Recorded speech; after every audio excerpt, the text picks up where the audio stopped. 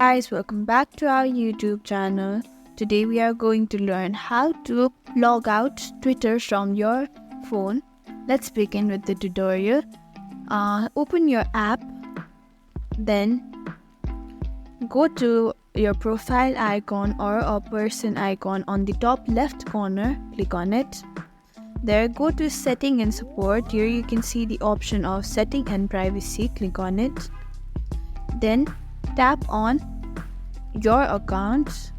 Here you can see account information. Tap on it. Here you can see the option of logout in bold red. Tap on it. Then you'll be logged out all of X your Twitter account. from this Then they device. will ask you logging out will remove all X data from this device. Then tap on logout. Thank you for watching this video. You can like, share and subscribe to our channel for more such content.